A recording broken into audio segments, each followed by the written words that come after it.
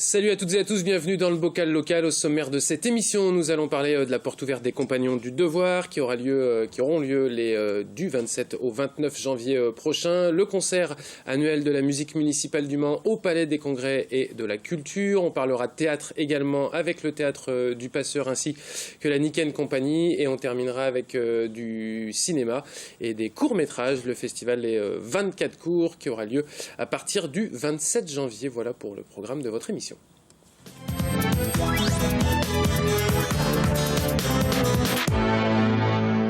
Les portes ouvertes des Compagnons du Devoir, c'est du 27 au 29 janvier. Pour en parler, le prévôt du Mans, Nicolas Terrien, bonsoir. Bonsoir. Du Mans et de Laval.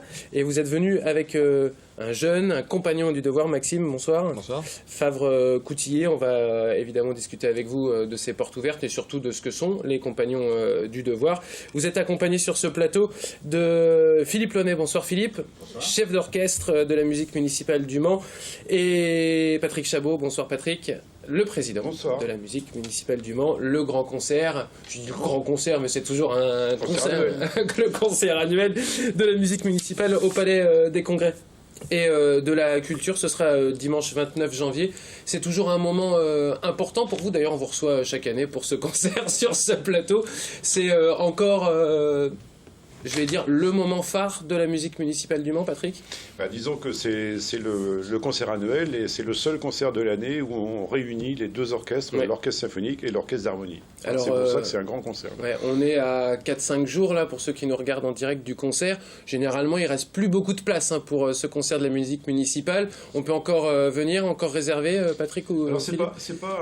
on ne réserve pas, mais oui, il faut arriver de très bonne heure puisque le palais fait 1400 places et on fait 1400 places. Donc on refuse de temps en temps des gens. Donc il faut arriver de très bonne heure. Quand je dis très bonne heure, il faut être là à 15 heures. Pour 16 heures. Pour 16 heures. Avec, encore une fois, un tarif... l'entrée libre et gratuit. Toujours cette volonté de proposer, on va dire, la culture et la musique classique au plus grand nombre. Oui, voilà. Puis ça fait 200 ans qu'on existe, ça fait 200 ans que c'est gratuit. Vous les faites tellement pas, Patrick. Oui, j'imagine. J'ai encore quelques cheveux qui restent. Mais, voilà, mais c'est gratuit parce que c'est une volonté de la musique municipale de faire... C'est de la musique pour tous. Et oui. il faut qu'on va dans les salles de quartier pendant l'année pour justement amener nos spectateurs ou nos éditeurs au Palais des Congrès. Et si on faisait payant, je pense qu'on n'aurait pas beaucoup de monde. Voilà. Philippe, c'est aussi un moment pour les musiciens de l'orchestre d'harmonie et de l'orchestre symphonique de se rencontrer, ou ils ont quand même l'occasion durant l'année d'échanger ensemble, de jouer ensemble? Ils ont l'occasion de jouer ensemble dans certains moments, sur des concerts où on peut regrouper tout le monde, mais c'est assez difficile de programmer les deux orchestres en fonction de la surface des salles, les surfaces des scènes, et puis après il faut pouvoir équilibrer un programme qui fasse fonctionner les deux formations. Ça nous est déjà arrivé.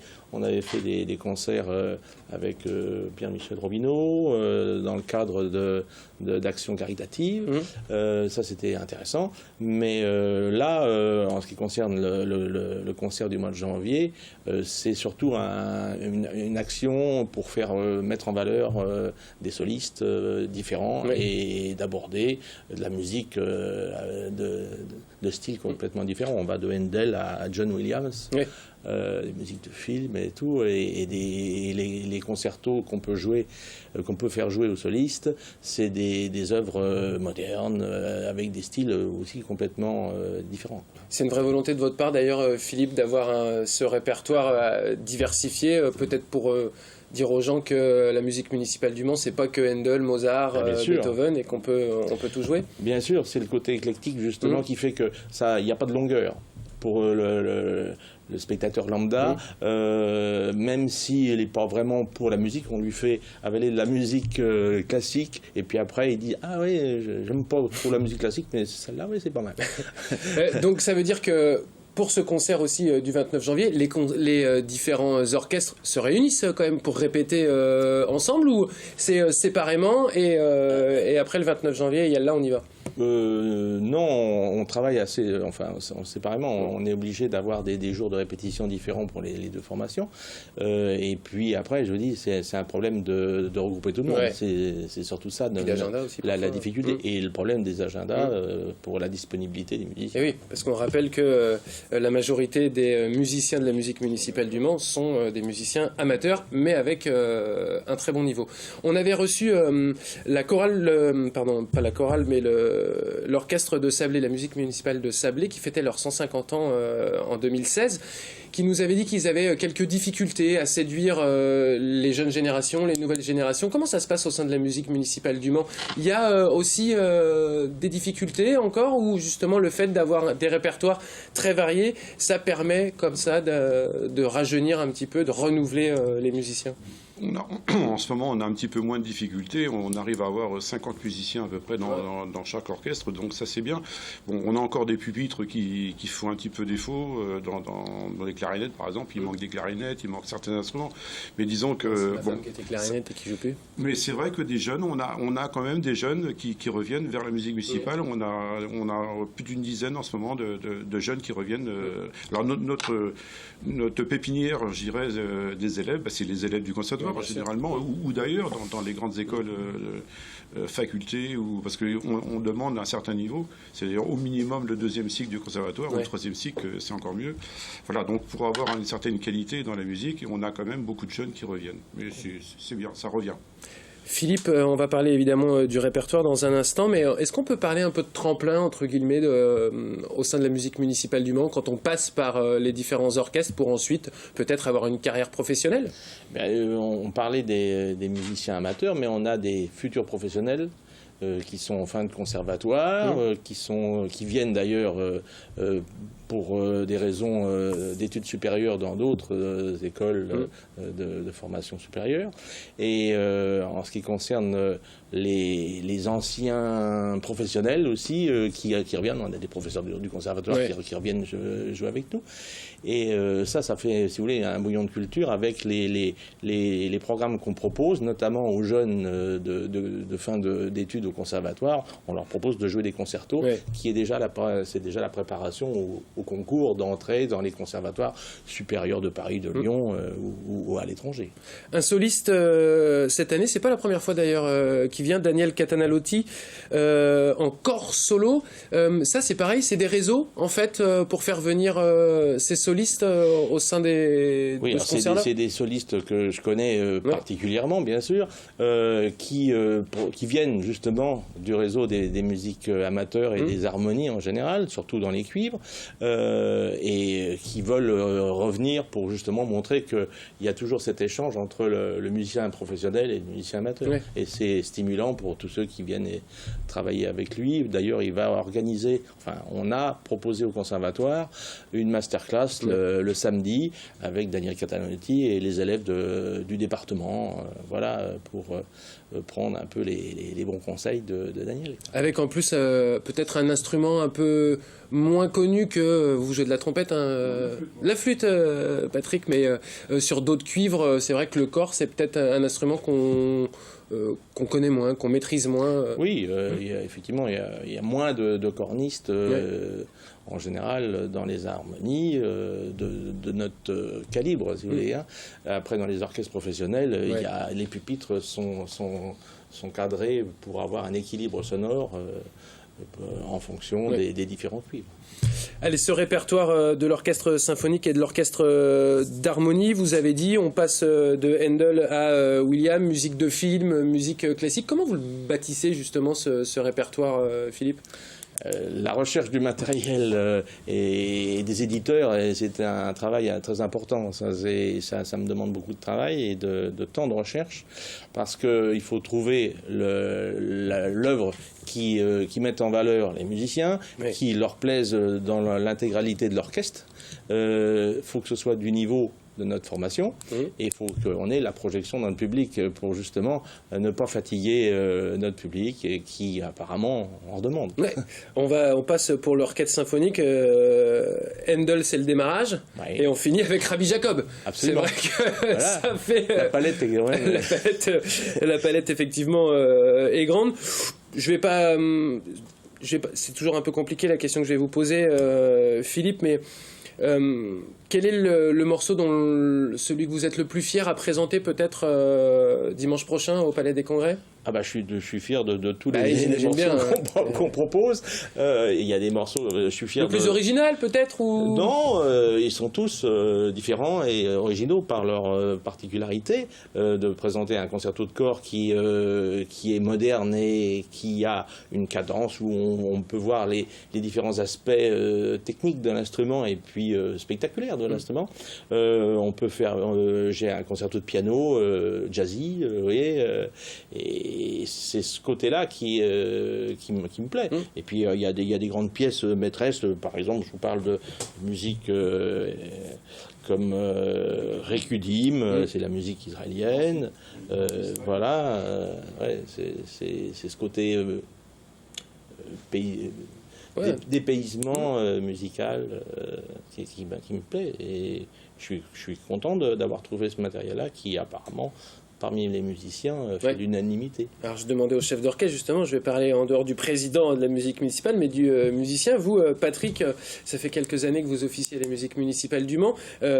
Philippe arrive encore à vous surprendre, évidemment, chaque année sur le répertoire que vous allez pouvoir interpréter. Il y a, vous, une œuvre là qui vous satisfait plus qu'une autre? Moi, j'ai une formation un petit peu plus classique, donc je préfère un petit peu tout ce qui est classique. Il y a un concerto de clarinette de Mozart, j'adore. Bon, mais aussi j'aime bien Les Misérables, par exemple, la comédie musicale Les Misérables. Moi, c'est quelque chose qui, c'est pas classique, c'est pas contemporain, c'est devenu, voilà, ça plaît aux spectateurs et c'est aussi agréable pour les musiciens. Voilà.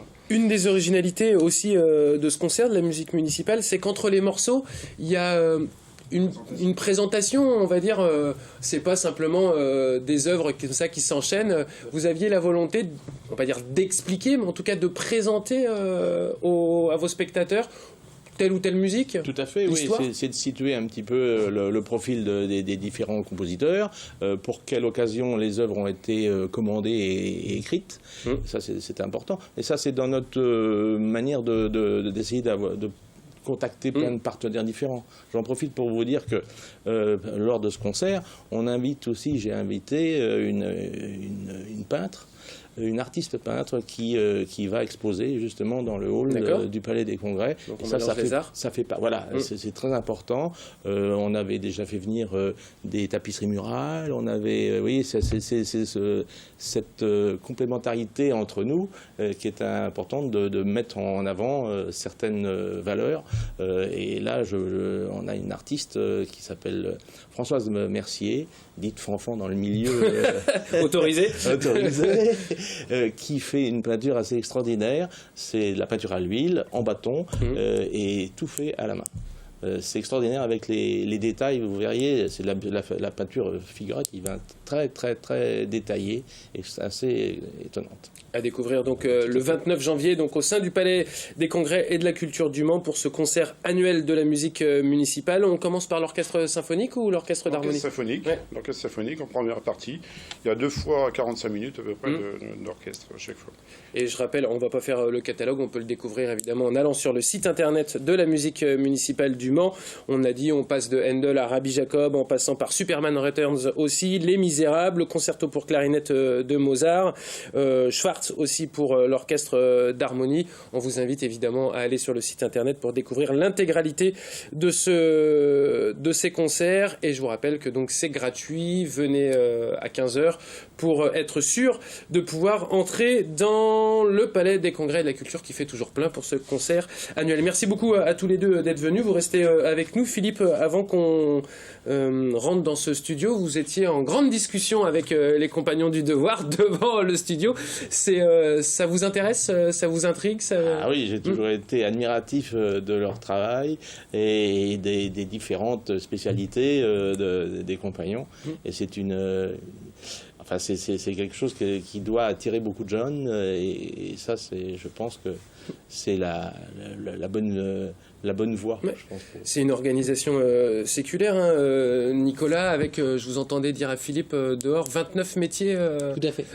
que vous proposez en formation? Voilà, tout à fait. On est sur 29 métiers. On va proposer aux jeunes de se former du CAP à la licence professionnelle aujourd'hui, avec une formation un peu spécifique sur la deuxième partie. On va avoir toute la partie, ce qu'on appelle chez nous la formation initiale, pour valider un CAP ou un bac professionnel en apprentissage. Et puis derrière, puisque 2 ans ou 3 ans d'apprentissage, ça ne suffit pas pour apprendre un métier pour nous.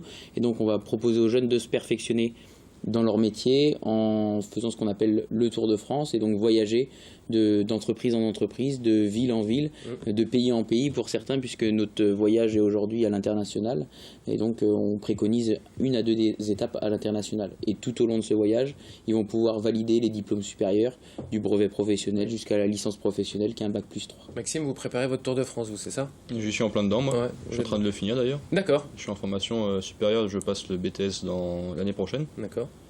Dans quel métier? En chaudronnerie. En chaudronnerie, d'accord. Ouais. Un métier en plus c'est un peu tendu, hein, ça recherche pas mal de... ça recherche beaucoup, parce que pas que chez les compagnons, c'est un métier, les jeunes sont, je sais pas, peut-être que les jeunes sont plus intéressés ou ne connaissent pas forcément, mais c'est vrai qu'on manque un peu de jeunes dans les entreprises. Toutes celles que j'ai visitées, la moyenne d'âge c'est 40-45 ans, quoi. Et globalement, vous savez, Maxime, que quand vous aurez terminé votre formation, a priori un emploi vous attend? Ah bah c'est clair et net. Hein. C'est sûr. Certaines fois, dans certaines villes, j'avais pas d'embauche de préparer, et je me suis inscrit directement sur la bonne intérim, et j'ai trouvé un emploi directement, il n'y a pas de secret, quoi. Qu'est-ce qui vous a motivé, vous, pour participer aux Compagnons du Devoir, plus que par exemple pour faire une filière classique et puis ensuite être embauché?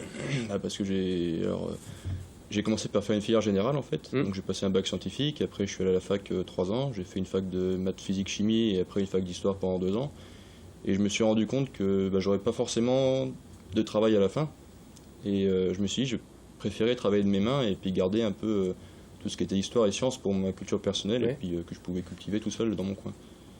Et donc j'ai cherché un organisme qui pouvait allier un peu la vie en communauté, parce que j'aime bien ça.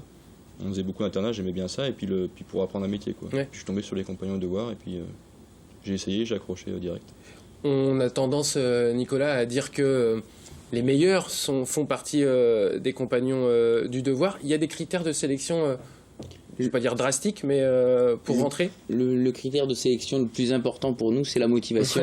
Avec la motivation, on déplace des montagnes chez nous, et même des jeunes qui sont des fois en difficulté au niveau de scolaire. Quand ils arrivent chez nous, généralement les parents nous les laissent au mois de début septembre, et quand on les revoit un peu avant les vacances de Noël, ils nous disent on ne reconnaît plus notre fils. Généralement c'est ça, et puis ils s'intègrent dans une vie professionnelle, ce qu'ils n'ont pas l'habitude, dans l'autonomie, etc. Et ça permet de se développer très rapidement, et puis d'avoir vraiment des bases. Ils sont vraiment formés, vous disiez, il y a des débouchés. C'est pas des débouchés qu'on forme, c'est qu'au quotidien, ils travaillent dans les entreprises, ils sont formés dans les entreprises, et donc quand ils sortent de la formation, ils sont déjà au sein même des entreprises.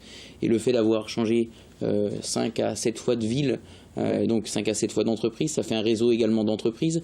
Autour des maisons, on reste une association, donc il y a des bénévoles qui sont autour, qui organisent la vie de la maison, qui organisent les cours qui s'y tiennent, etc. Et eux sont également dans des entreprises, sont aussi chefs d'entreprise, et ça permet d'avoir un réseau énorme, et tellement énorme que on se pose la question dans quelle entreprise on va se rendre, ou quel projet professionnel derrière on va faire. Si les compétences sont autant reconnues par les entreprises, c'est qu'il y a dans la formation, malgré tout, une exigence de la part des formateurs et des Compagnons du Devoir pour aller faire le Tour de France ou pour sortir. L'exigence, c'est la vie en communauté qui l'inflige. C'est pas forcément une exigence qui vient de l'extérieur, c'est au sein même de chacun, et chacun va s'imposer assez de discipline pour se développer en tant qu'homme dans le métier, etc. Et au fur et à mesure, quand on est passionné de son métier, qu'on aime ce qu'on fait, on veut aller chercher plus loin, et c'est ça qui fait toute la grandeur. Après, c'est chacun qui va aller chercher sa formation. On va pas, chez les Compagnons, on a beaucoup de mal à mettre quelqu'un dans une salle de cours devant un professeur. C'est très peu usité. Par contre, que le jeune il se dise tiens, j'aimerais bien creuser cette partie de mon métier parce que j'ai un peu touché à l'entreprise et ça m'intéresse, et il va faire l'effort d'aller chercher les infos à droite à gauche. C'est un bénévole qui est spécialisé dans le domaine, sur notre base de données, puisqu'on a une base de données, un outil qui nous sert de carnet de texte, aller chercher les cours qu'il faut, etc. Ça, c'est beaucoup plus formateur, que de se mettre dans une salle de cours, en tout cas pour nous, et d'écouter un professeur donner son cours. Ça apporte beaucoup moins. On retient 20% ou 30% maximum. Quand on va chercher l'information, c'est 100% qu'on retient, voire plus, parce qu'on va même plus loin que le cours qui est donné à la base. 27 et 29 janvier, enfin du 27 au 29 janvier pour ces portes ouvertes, c'est dans la cité Plantagenet, hein, les compagnons du devoir. Vous avez parlé se former en tant qu'homme, alors il y avait peut-être un H majuscule, les compagnons du devoir se féminisent aussi? Tout à fait, on est dedans, et j'en parlais justement ce matin avec un de mes interlocuteurs qui me disait il faudrait qu'on lance un peu et qu'on promouvoie les métiers et la parité dans nos métiers. Et c'est vrai que c'est important pour nous aussi que de s'ouvrir à la parité, parce que quand on pense chaudronnier, quand on pense charpentier, quand on pense mécanicien, on pense tout de suite masculin, mais aujourd'hui, dans tous ces métiers, dans les 29 métiers qu'on peut avoir chez les compagnons du devoir, on a le premier, on va commencer à travailler de ses mains, etc. Et le but, c'est de monter en compétences pour arriver à des postes à responsabilité. Il y en a qui vont devenir dessinateurs, responsables de bureau d'études, chargés d'affaires, responsables d'entreprise. Il y en a d'autres qui vont être responsables de chantier, il y en a d'autres qui vont travailler de leurs mains. Enfin, en fonction du projet du jeune et de ses motivations et de ses capacités, de ses compétences, on va l'élever au maximum de ses possibilités, et c'est pas forcément des métiers qu'on va réaliser toute notre vie, et on va pouvoir rebondir sur vraiment des postes à responsabilité derrière. Si on prend mon exemple à moi, puisque tous les responsables de maison sont issus de la formation chez les compagnons du devoir, ainsi que tous les formateurs. Moi, je suis charpentier de métier, j'ai commencé à l'issue de ma 3e. Votre prédécesseur aussi, je crois, était charpentier, non? Non, menuisier. Non, menuisier, oui, tout à fait. C'était le bois quand même. Oui, c'était le bois quand même. Et donc, j'ai commencé en CAP, j'ai fait mon tour de France et donc ma formation chez les compagnons du devoir, et je suis arrivé en tant que prévôt. Pour aujourd'hui, je suis en train de valider une licence de gestion. Donc voilà, tout est possible. Derrière, dans 20 ans, c'est ce que je dis souvent, dans 20 ans, dans 30 ans, je ne sais pas quel métier je ferai, mais en tout cas, ce sera un métier qui me plaira. Et ça, je pense que tout le monde chez les compagnons du devoir est capable de choisir sa voie et ce qu'il va faire plus tard. C'est pas parce qu'on choisit une voie professionnelle que derrière, ça a un effet bloquant. Ça nous ouvre des portes plus que ça nous enferme. Pourquoi la chaudronnerie, Maxime? Grosse question. Pas en même temps, Pourquoi pas, oui.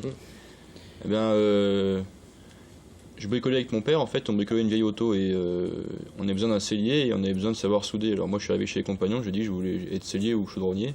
Puis j'ai un peu tranché, comme ça. Et en 3 semaines, j'ai vraiment vu ce que c'était, parce que je pensais pas du tout que c'était ça. Et j'ai fait, wow, c'est un métier qui est tellement vaste, on peut faire tellement de choses que j'ai adhéré direct, quoi. Ouais.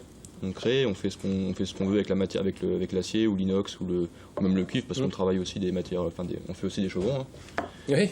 Mais on fait plus l'entreprise, mais on peut le faire pour nous, quoi. On apprend à le faire. Mais maintenant, aujourd'hui, c'est tout ce qui est énergie renouvelable, les transports, beaucoup, les bateaux, les avions, tout ça. Enfin, c'est des chaudronniers qui les font. Enfin, c'est impressionnant, quoi. Et moi, ça m'a impressionné. Et puis, on y prend goût. Puis, quand on voit ce qu'on peut faire après, devenir dessinateur, concepteur, concevoir un avion avec une équipe de gars, ça doit être quelque chose. Et moi, j'ai envie de vivre ça. De vivre ça, voilà. À partir de quel âge, Nicolas, on peut venir s'inscrire aux compagnons du devoir? Directement à l'issue de la 3e, donc à partir de 15 ans ou à l'issue de ces 15 ans. Mais on intègre aussi des profils comme Maxime aujourd'hui qui ont passé des diplômes supérieurs et qui derrière se réorientent. Et on a des parcours pour eux également qui sont prévus pour eux pour axer sur le métier, puisqu'ils ont déjà les matières générales d'acquises. Si vous souhaitez vous renseigner justement sur les différentes formations des compagnons du devoir, on vous donne rendez-vous, c'est Grande Rue, Tout à fait. Dans la cité Plantagenet, du 27 au 29 janvier pour les portes ouvertes des compagnons du devoir. Vous y rencontrerez Nicolas, mais également d'autres jeunes en formation comme Maxime. Et je vous rappelle également le 29 janvier, soit avant ou après les compagnons du devoir, direction le Palais des Congrès et de la Culture pour le concert annuel de la musique municipale du Mans. C'est à 16h avec Daniel Catalanotti en soliste corps solo. Merci beaucoup Philippe et Patrick d'être venus dans cette émission. Je dis à l'année prochaine évidemment pour une nouvelle émission sur le concert annuel. Merci également à vous Nicolas et Maxime. On va enchaîner d'ici quelques instants avec du théâtre. À tout de suite.